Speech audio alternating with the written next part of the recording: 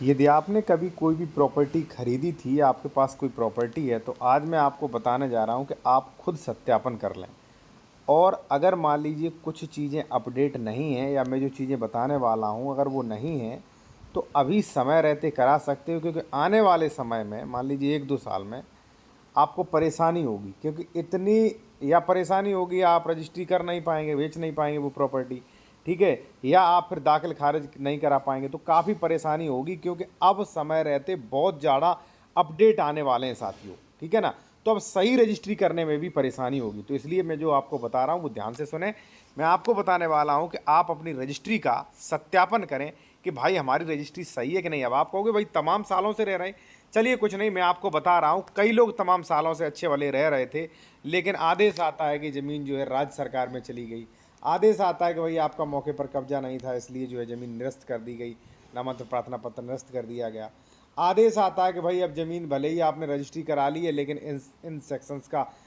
जो शपथ पत्र नहीं मिला था, रिजेक्ट कर दिया गया। तो काफ़ी ज़रूरी चीज़ें हैं, तो चलिए मैं आपको बता रहा हूँ साथियों। और यदि आप कोई भी विशेषज्ञ द्वारा कंसल्टेशन करना चाह रहे हैं या कोई भी ज़मीन खरीदने वाले हैं आप या खरीद चुके हैं, आपको डॉक्यूमेंट्स की जांच पड़ताल करानी है कि आखिर हम जिस ज़मीन पर घर बनाने जा रहे हैं या घर बना चुके हैं या ज़मीन खरीदने जा रहे हैं या खरीद ली है, वो सही है कि नहीं। जैसे मान लीजिए साथियों, क्या जैसे मान लीजिए उस पर डबल रजिस्ट्री, अंश से अधिक विक्रय, ज़मीन SC ST की तो नहीं, ज़मीन की श्रेणी नंबर, ज़मीन ट्रांसफर राइट्स वाली है, नॉन ट्रांसफर राइट्स वाली है, ठीक है, खतौनी पर नाम कैसे आया, रजिस्ट्री चयन, ठीक है, ज़मीन सरकारी तो नहीं, कोई केसेस तो नहीं चल रहे, ठीक है, खतौनी पर हुए सभी आदेश, बंधक या मान लीजिए अंश से अधिक रजिस्ट्री तो नहीं हो गई, डबल रजिस्ट्री तो नहीं हो गई। ये सारी चीज़ें आप खुद चेक करें या आप मेरे द्वारा भी चेक करा सकते हैं। हमारा कॉन्टैक्ट नंबर वीडियो के डिस्क्रिप्शन में साथियों मिल जाएगा, ठीक है। अब मैं ये बात क्यों बोलता हूँ, देखिए पहले ऐसे ही रजिस्ट्रियाँ हो जाती थी, रजिस्ट्री से रजिस्ट्री हो जाती थी, लेकिन अब क्या सरकार ने कहा, नहीं भाई खतौनी में नाम पर ही रजिस्ट्री होगी। अभी ये आपको बहुत लग रहा है अरे कुछ नहीं ऐसे ही हो जाती है, अभी लग रहा है, लेकिन आने वाले समय में रजिस्ट्री ऑफिस वाले खुद नहीं करेंगे, क्योंकि उन्हें चाहिए रिश्वत, वो इसी के नाम पे रिश्वत मांगेंगे, ठीक है ना। हालांकि ये भी सही किया, क्योंकि खतौनी में नाम अपडेट नहीं होता था, लोग डबल डबल रजिस्ट्री करा लेते थे। अब देखिए यहाँ पे यूपी में बड़ा फैसला, अब विवादित जमीन की रजिस्ट्री नहीं होगी, ठीक है। अब यहाँ पे देखिए, अब संपत्ति की रजिस्ट्री से पहले खतौनी स्वामित्व की जांच होगी। साथियों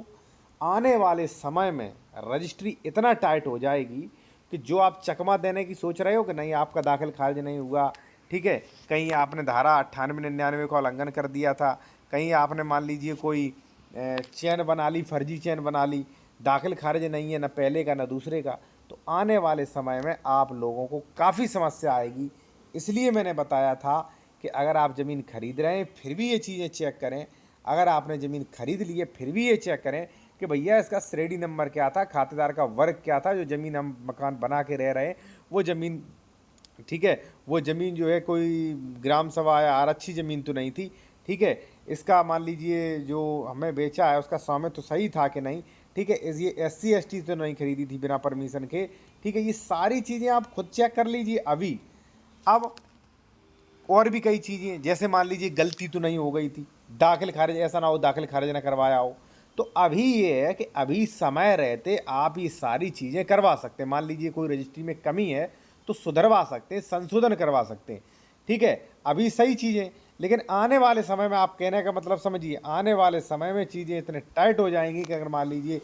एक आपका अल्फ़ाबेट्स मिस्टेक है, आपका म्यूटेशन नहीं हुआ, ठीक है, या मान लीजिए आपने कोई कानून का उल्लंघन किया है, तो आपकी ज़्यादा ज़मीन राज्य सरकार में जाएगी, आपका पैसा बर्बाद हो सकता है या ज़मीन बेचने में परेशानी आएगी, लाखों रुपए रिश्वत लगेगा, ठीक है। और बाकी साथियों जो भी लोग हैं, जूनियर एडवोकेट हैं या मान लीजिए नॉर्मल व्यक्ति हैं, वो अगर बेहतर कानूनी की जानकारी लेना चाहते हैं, वो जानकारी जो एक एडवोकेट के पास होती है, सीनियर एडवोकेट के पास, नॉर्मल जानकारी वो आप ले सकते हैं साथियों। ये ई-बुक ले सकते हैं, इसमें सारी चीज़ें मिलेंगी। व्हाट्सएप नंबर ये दिया गया, फीस ये दिया गया, इसमें कई चीज़ें मिल जाती है, जैसे कोर्ट केस कौन सा केस किस न्यायालय में चलेगा, वाद पत्र, न्यायालय का चयन कैसे करते हैं, तथ्य मूल्यांकन कैसे करते हैं, धन आधारिक आधिकारिकता क्या है, ठीक है, स्टे, आदेश स्थगन, अवैध निर्माण हटवाने के लिए, दाखिल खारिज रुकवाने के लिए, दाखिल खारिज कैंसिल, रजिस्ट्री कैंसिलेशन, कब्जा हटवाने के लिए, जमीन बंटवारा, सीमांकन संशोधन, ठीक है, कब्जादारी की बेदखली, सूट फॉर डिक्लेरेशन, कैविएट, ये सारी चीज़ें आपको मिल जाती हैं, तो आपको बहुत नॉलेज हो जाती है, ठीक है। तो आपको वो नॉलेज हो जाएगी जो कोई भी आपको बेवकूफ़ नहीं बना सकता। छोटी मोटी प्रक्रियाएँ आप कर सकते हैं, आप जान जाएंगे भाई हमारा केस क्या है, कैसे हमें न्याय मिले। ठीक है, बाकी मैं आप लोगों से कहूँगा साथियों कि जिन लोगों ने भी रजिस्ट्री कराई है वो देखें कि रजिस्ट्री SC ST बिना परमिशन वाली तो नहीं है, ज़मीन श्रेणी नंबर क्या है, ज़मीन असंक्रमणी तो नहीं है, विक्रेता क्रेता का नाम सही वगैरह है कि नहीं, खतौनी पर नाम कैसे आया था, रजिस्ट्री चेंज करें, कल से कोई रेस्टोरेशन है, विक्रेता का कुल अंश कितना है, डबल रजिस्ट्री वगैरह तो नहीं हो गया।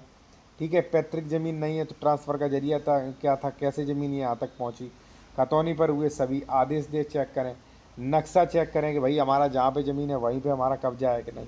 नहीं है तो अभी कुछ करिए उसके लिए, वरना बाद में दिक्कत हो जाएगा बहुत।